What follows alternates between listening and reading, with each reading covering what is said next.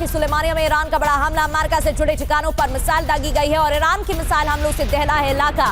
विस्फोट के बाद इलाके में भीषण धमाका हुआ। देखिए तस्वीर आपके सामने, आग का गोला निकलता दिखाई दिया। लाल घेरे के जरिए आपको बता रहे हैं कैसे धुएं का गुबार निकलता दिख रहा है। तस्वीरों में मिसाइल हमलों से सुलेमानिया को दहलाया गया। एक बार फिर से यहाँ पर हुआ है हमला।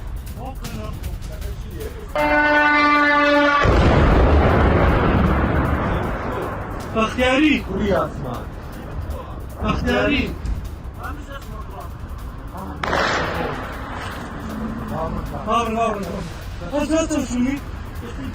और एक और बड़ी खबर सुलेमानिया से, जहां पर ईरान का एक और मिसाइल से हमला हुआ। ईरान ने इमारत को निशाना बनाया। कई किलोमीटर दूर तक सुनी गई धमाके की आवाज। ये देखिए आप, ईरान की तरफ से इमारत को निशाना बनाकर इस हमले को अंजाम दिया गया। सुलेमानिया पर ईरान का अटैक, तस्वीरें आपके सामने।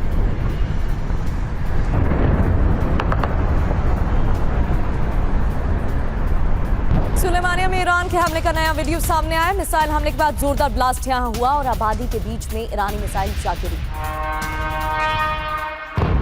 तो रिहायशी इलाकों में भी हमले हो रहे हैं और जोरदार ब्लास्ट की तस्वीरें देखिए, एक के बाद एक धमाके।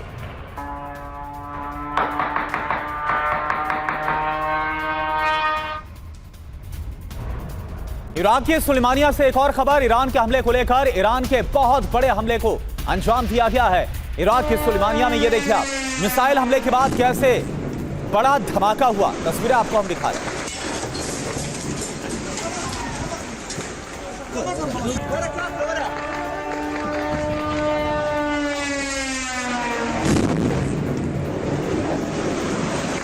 और सुलेमानिया में ईरान के हमले का नया वीडियो सामने आया है। ईरान की मिसाइल से इलाका दहला। रिहायशी इलाके में जोरदार ब्लास्ट हुआ और धमाके वाली जगह कई घरों को नुकसान हुआ है, क्योंकि देखिए रिहायशी इलाकों में भी तबाही मचाई जा रही है। नया वीडियो सुलेमानिया का आपको दिखा रहे हैं। यहाँ पर दहशत है क्योंकि रिहायशी इलाकों में जोरदार धमाकों की आवाज सुनी गई। कई किलोमीटर तक आवाज गूंजी है। और इराक के सुलेमानिया से एक और खबर, जहां पर ईरान का एक और बहुत बड़ा हमला हुआ।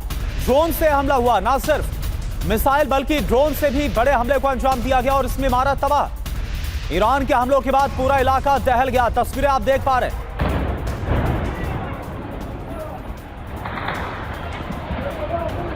राष्ट्रपति डोनाल्ड ट्रंप का ईरान को नया अल्टीमेटम। आगे बढ़ते हुए बात एक बड़ी खबर की करते हैं, क्योंकि राष्ट्रपति डोनाल्ड ट्रंप ने ईरान को नया अल्टीमेटम दिया। ट्रंप ने ईरान को मंगलवार को कहा था, मंगलवार तक का वक्त दिया था और पहले ट्रंप ने डील के लिए 48 घंटे की डेडलाइन दी थी। चौथी बार राष्ट्रपति ट्रंप ने डेडलाइन बदली है। इससे पहले कहा था कि अगले दिन ही हमला होगा, फिर 5 दिन का समय दिया था, फिर 10 दिन कर दिया था, फिर 6 अप्रैल का समय और फिर एक और दिन बढ़ा दिया, यानी कि 48 घंटे का वक्त। चौथी बार राष्ट्रपति ट्रंप ने डेडलाइन बदलते हुए भारतीय समय अनुसार बुधवार 5:30 बजे तक का समय दिया। तो देखिए, हॉर्मुज़ स्ट्रेट को लेकर डोनाल्ड ट्रंप की विध्वंसक धमकियां और एक और अल्टीमेटम। दरअसल मंगलवार को पावर प्लांट ब्रिज डे मनाएंगे, यह कहा गया। ईरान के पास पावर प्लांट्स नहीं बच पाएंगे। ईरान के पास कोई ब्रिज भी नहीं बचेगा।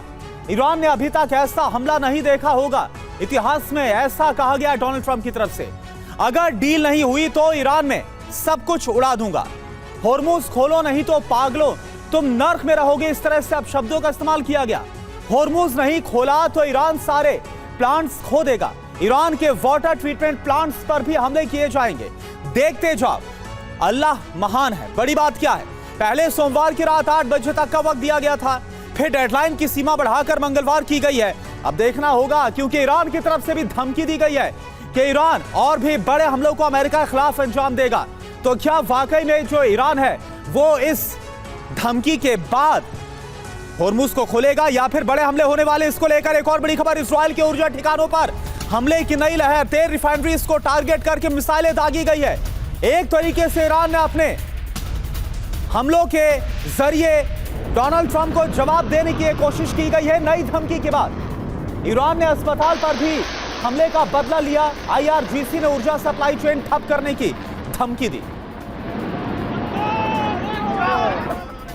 और इजरायल के नेगेव में भीषण तबाही देखने को मिल रही है। ईरान ने बैलिस्टिक मिसाइलों से अटैक किया है। रिहायशी इलाकों में ईरानी मिसाइल जा गिरी। नेगेव में भीषण तबाही मच रही है। लिमोना से कुछ किलोमीटर पर दूर है नेगेव और इसलिए बेहद ही महत्वपूर्ण जगह, लोकेशन जहां पर ईरान की तरफ से हमले। और देखिए ईरान को जो नई धमकी दी गई है, अल्टीमेटम दिया गया, इन सब के बीच बड़ी खबर। आज रात 11:30 बजे डोनाल्ड ट्रंप की प्रेस कॉन्फ्रेंस। नए डेडलाइन देने के बाद पहली है प्रेस कॉन्फ्रेंस डोनाल्ड ट्रंप की। होर्मुज को लेकर बड़ा ऐलान कर सकते हैं डोनाल्ड ट्रंप। पहले ईरान की डेडलाइन 24 घंटे जो पहले दी गई थी उसको और ज्यादा बढ़ा दिया गया था। तो भारतीय समय के मुताबिक आज रात 11:30 बजे डोनाल्ड ट्रंप प्रेस कॉन्फ्रेंस करने वाले। तो जिस तरीके से हालात बनते हुए नजर आ रहे हैं 38वें दिन, ये तो साफ है कि हॉर्मुज पर टेंशन बढ़ गई है। ट्रंप का नया अल्टीमेटम क्या है ये आपको बताते हैं। 5 अप्रैल 2006, 7 अप्रैल तक हॉर्मुज खोलने की नई डेडलाइन, यानी कि आपको बता दें कि पावर प्लांट और पुलों पर हमले की धमकी यहां पर दी गई थी।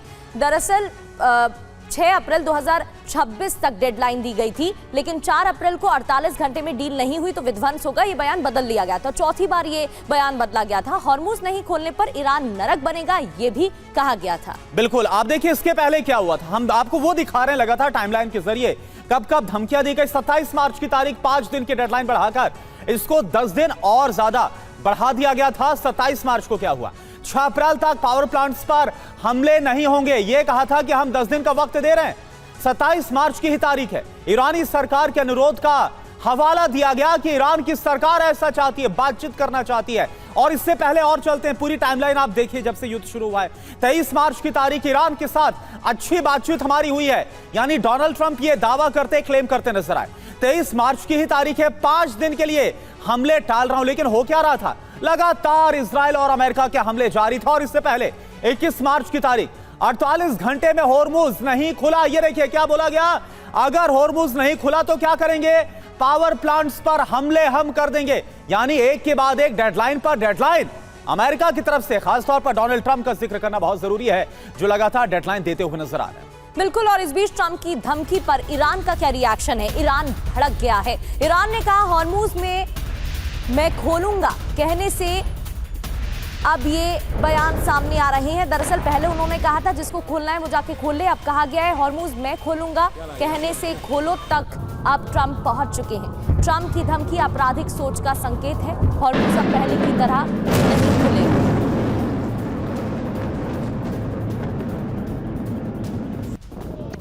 और देखिए आप, एक और बड़ी खबर है ट्रंप की धमकी को लेकर। ट्रंप की धमकी पर ईरान का पलटवार। ईरान पर हो रहे हमलों का कड़ा जवाब दिया जाएगा। इस्माइल बगाई की तरफ से कहा गया अरब में अमेरिकी पावर प्लांट्स पर भी हम निशाना बनाएंगे। इस्माइल बगाई ने ये धमकियां दी हैं। ये युद्ध अमेरिकी जनता का नहीं, ट्रंप का है। इस्माइल बगाई की तरफ से कहा गया, यानी ईरान को भी पता है कि जो युद्ध है वो अमेरिका नहीं बल्कि डोनाल्ड ट्रंप की जिद की वजह से उन पर थोपा गया है। ट्रंप ने गाली दी एक पोस्ट के जरिए अल्टीमेटम के साथ। ईरान ने कहा करारा जवाब मिलेगा। मोहसेन रेजाई सुप्रीम लीडर के सलाहकार हैं, उनकी तरफ से कहा गया। ट्रंप ने कहा है मैं स्ट्रेट खोलूंगा, और इससे जो बयान दिया गया है इससे लेकर अब यू टर्न पर वो आ गए हैं। स्ट्रेट खोलो पर कैसे वो आए, ट्रंप की धमकी अपने ही बनाए दलदल में धंसने जैसी सामने आई। वहीं इस्माइल बघाई जो कि विदेश मंत्रालय के प्रवक्ता हैं, जिनको आप सुन रहे थे, उनकी तरफ से कहा गया कि ईरान की संप्रभुता की रक्षा पूरी ताकत से करेंगे। बिल्कुल, और देखिए ट्रंप की नई धमकियां आपराधिक सोच का संकेत है। ये ईरानी नेवी की तरफ से अब क्या कहा गया वो आपको दिखा देते हैं। इससे पहले इस्माइल बगाई जो कि विदेश मंत्रालय के प्रवक्ता हैं ईरान के, उन्होंने क्या कहा वो आपको बताया। अब ईरानी नेवी क्या बोल रही है, होर्मुज कभी भी अपनी पुरानी हालत में वापस नहीं आने वाला। अमेरिका और इस्राइल की मुश्किल और ज्यादा बढ़ने वाली है, यह कहा गया ईरान की तरफ से। यानी ये जो जवाब है वो दे दिया गया। और देखिए सीधा रुख करते हैं, हमारे साथ लाइव जुड़ चुके हैं इस्राइल से, तेल अवीव से हमारे संवाददाता मनीष झा।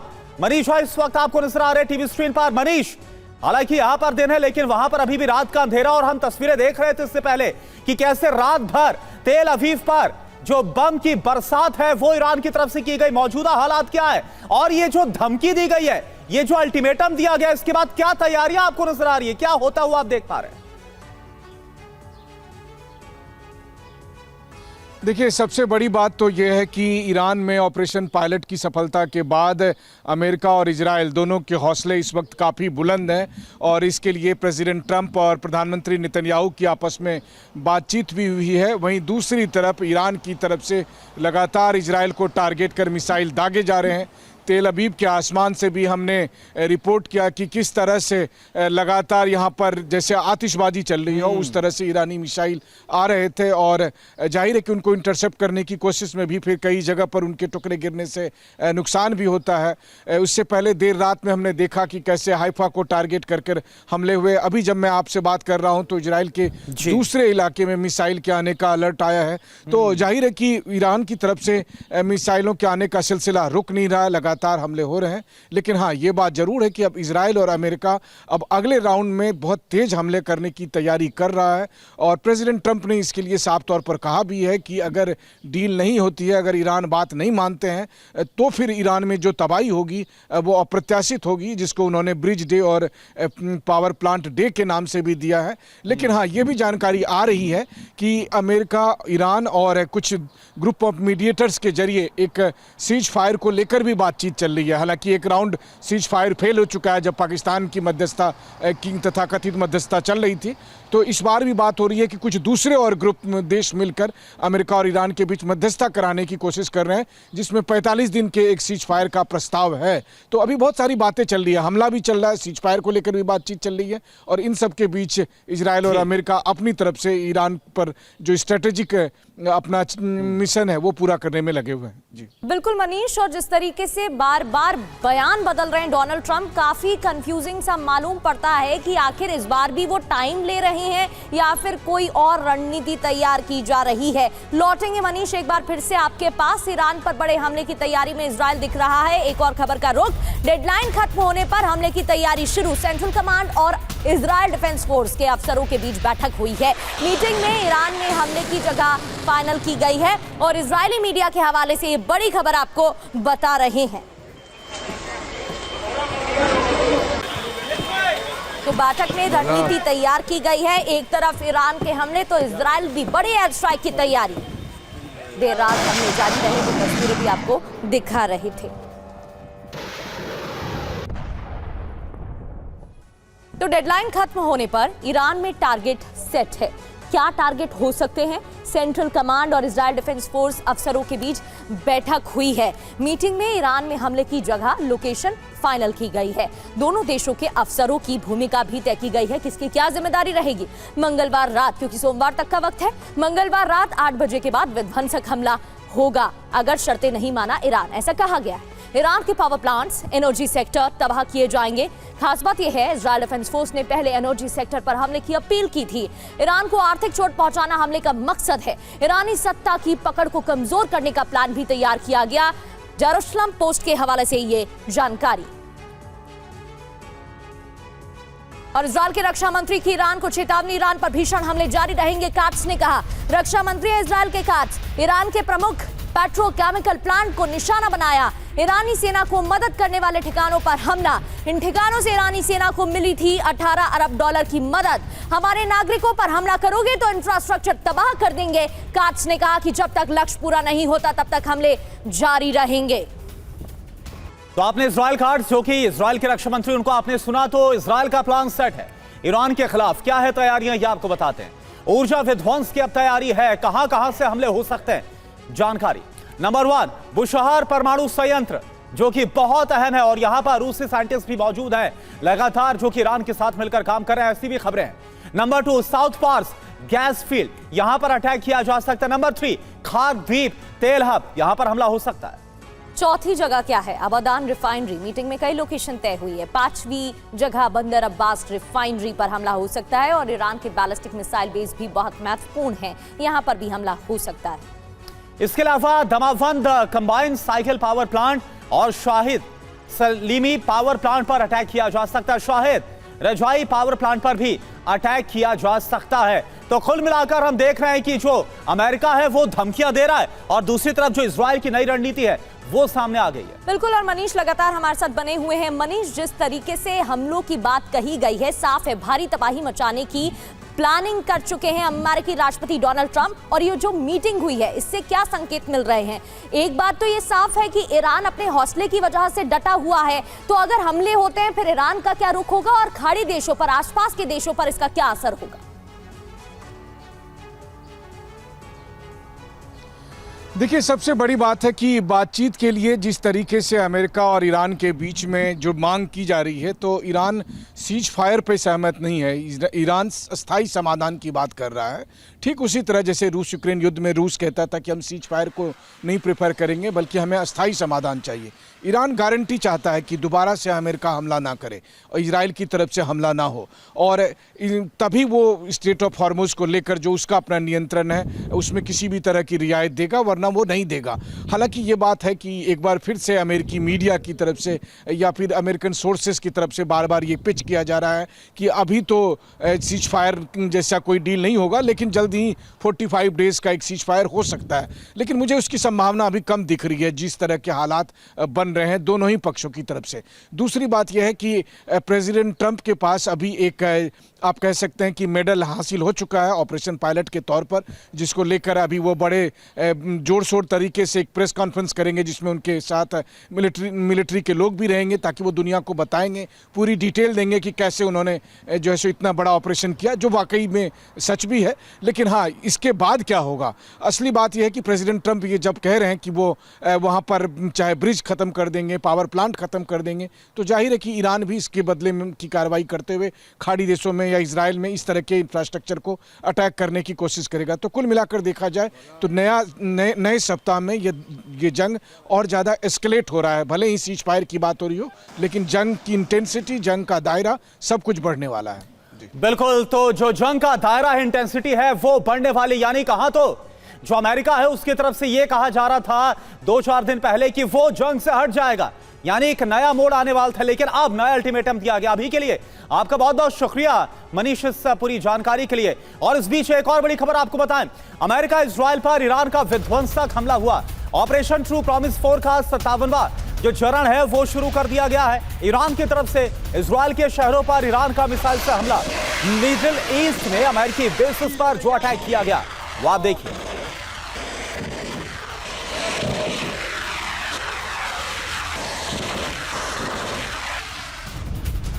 लेबनान में इजराइल की एयर स्ट्राइक, हिजबुल्लाह के ठिकानों को निशाना बनाया गया और लेबनान के आसमान में इजराइल के हेलीकॉप्टर दिखाई दिए गए हैं। लेबनान बेरूत में सबसे ज्यादा तबाही मचाई गई है, दक्षिण लेबनान में भारी तबाही, और हिजबुल्लाह के जितने भी ठिकाने हैं उन पर इजराइल टारगेट कर रहा है, इन ठिकानों को ध्वस्त कर रहा है।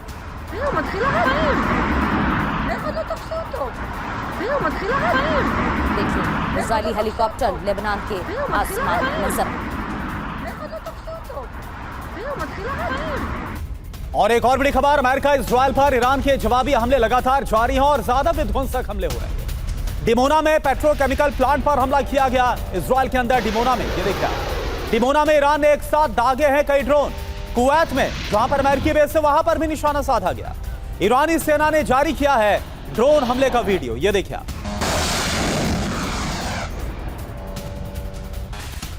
और हॉर्मुज को लेकर अमेरिका के साथ यूएई राष्ट्रपति के सलाहकार अनवर ने बयान दिया, हॉर्मुज पर अमेरिकी नेतृत्व वाले प्रयास के साथ हैं।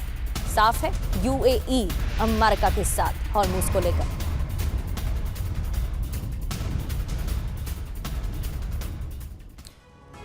तो हॉर्मुज के लिए यूएई का प्लान, ईरान के खिलाफ जंग का ऐलान।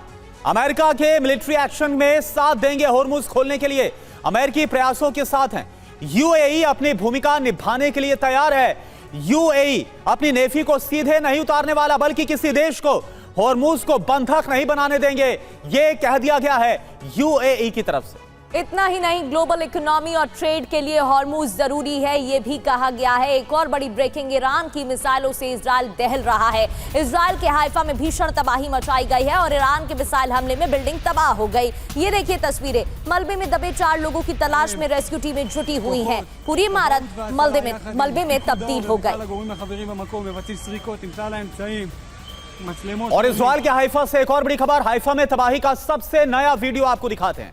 ईरान के हमले के बाद मलबे में तब्दील हो गई इमारत, घायलों को अस्पताल पहुंचाया गया। तस्वीर आप देखिए, हाइफा में कितना बड़ा नुकसान हुआ। और सबसे बड़ी बात यह कि इस इमारत में जहां पर ईरानी हमला हुआ वहां पर लोग मौजूद थे और बड़ी संख्या में लोग मलबे में दबे हुए हैं, ऐसी खबरें मिल रही हैं। ईरान के निशाने पर इजराइल के रिहायशी इलाके भी हैं, क्योंकि हाइफा में आबादी के इलाकों में ही इमारतों को निशाना बनाया गया। आबादी वाले इलाकों में मौजूद इमारतों को उड़ाया गया। ईरान के हमले के बाद ये इमारतें ध्वस्त हो गई, मलबे में तब्दील हो गई और मलबे के नीचे दबे लोगों को निकालने में अब रेस्क्यू टीमें जुटी हैं। तस्वीर आप देख रहे हैं, ईरान ने हाइफा पर मिसाइल वर्षा की थी।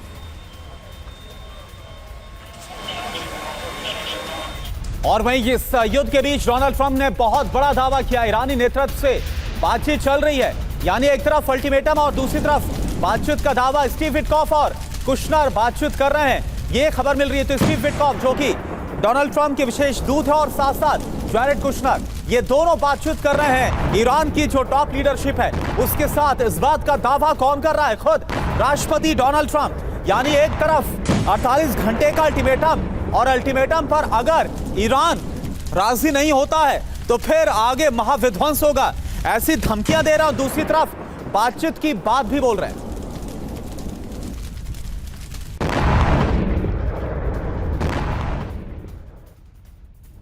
तो क्या डील के लिए ट्रंप ने बढ़ा दी है डेडलाइन? स्टीव विटकॉफ और कुशनर कर रहे हैं बातचीत, यह ट्रंप का दावा है। ट्रंप का दावा क्या है? ईरानी नेतृत्व से बातचीत चल रही है। सोर्सेस का दावा क्या है? मैसेज के जरिए अब्बास अराक्ची से बातचीत हो रही है। बातचीत की वजह से अमेरिका ने हमलों को रोका, पावर प्लांट्स और इंफ्रास्ट्रक्चर पर हमले रुके हैं, यह डोनाल्ड ट्रंप की तरफ से कहा गया। ट्रंप ने और क्या कहा? ईरान के साथ बहुत अच्छी बातचीत जारी है। बातचीत का एजेंडा क्या है? परमाणु कार्यक्रम, होर्मुज जो स्ट्रेट है इसको खोलना और जो मिसाइल पावर है इसे पूरी तरह से खत्म करना। बयान के मायने क्या है? ईरान जंग को खत्म करने की आखिरी कोशिश है। ये डोनाल्ड ट्रंप की तरफ से जो दावा किया गया, छवि बचाने के लिए कोई रास्ता निकालना चाहते हैं ट्रंप। आप देखिए 38 दिन हो गए और ट्रंप को समझ नहीं आ रहा कि कैसे युद्ध शुरू तो कर दिया गया, लेकिन कैसे इससे एग्जिट लिया जाए। खास बात क्या है? मिस्र, पाकिस्तान और तुर्की मध्यस्थता कर रहे हैं। होर्मुज पर ईरान कोई बातचीत के मूड में नहीं है। इन तमाम कोशिशों के बावजूद ये यानी तमाम वो देश, चाहे वो पाकिस्तान हो, मिस्र हो, तुर्की हो, उनकी मानने के लिए ईरान तैयार ही नहीं है। और देखिए एक और बड़ी खबर क्या है? नॉर्थ इजराइल में भी भीषण तबाही मची है। ईरान ने रिहायशी इमारत को टारगेट पर लिया। ईरान के मिसाइल हमले के बाद इमारत ध्वस्त हो गई। मौके पर राहत और बचाव कार्य में स्थानीय प्रशासन जुटा हुआ है। मलबे के नीचे लोगों के दबे होने की आशंका है।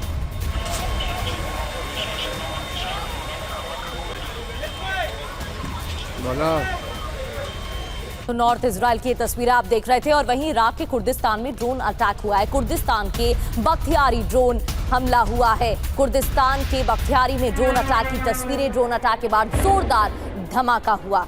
ये देखिए लोग कैसे अपनी जान बचाने के लिए भागते हुए नजर आए।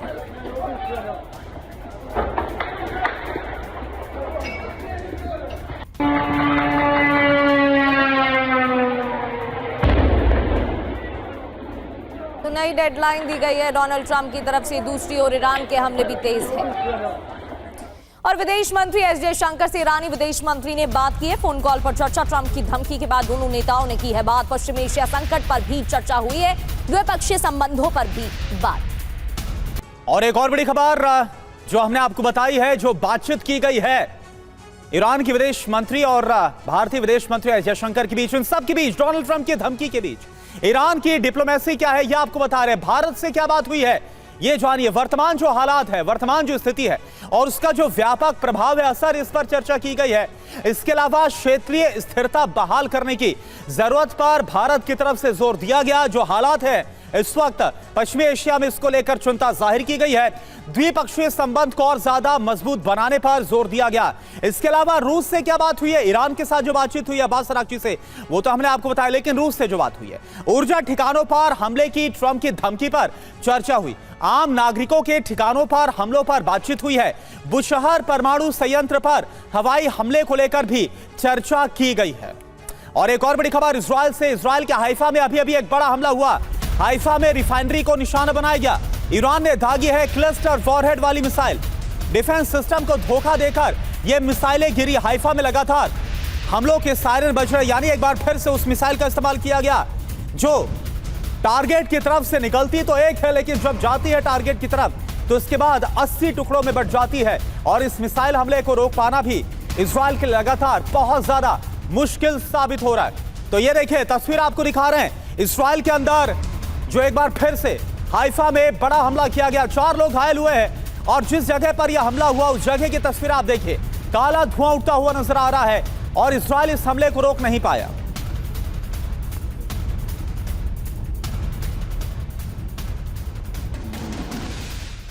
तो ईरान की मिसाइल टुकड़े टुकड़े में क्लस्टर बॉम्ब की तरह इजरायली इलाकों पर गिर रही है और बड़ी तबाही भी मचा रही है। मिसाइल को टुकड़े जहां पर भी गिर रहे हैं वहां पर तबाही मच रही है और काफी नुकसान हो रहा है। तेल अवीव के करीब ऐसे ही एक इलाके में मनीष झा हमारे सहयोगी पहुंचे, टीवी 9 भारतवर्ष की टीम पहुंची जहां मिसाइल के टुकड़े बिखरे पड़े हुए थे। देखिए ग्राउंड रिपोर्ट। बेन बराक के इस इलाके में जब ईरान की मिसाइल के इंटरसेप्ट करने के बाद उसके टुकड़े आकर गिरे तो इस ठीक आकर इस घर की छत पर गिरे और देखिए किस तरह से मिसाइल के टुकड़े ने इस घर के छत को छेद करके और फिर वो उसके बाद जब फ्लोर पर आकर गिरे हैं तो उस घर में काफ़ी नुकसान पहुंचा है, बल्कि इतना नुकसान कि अभी फ़िलहाल उस घर में रहना नामुमकिन सा है।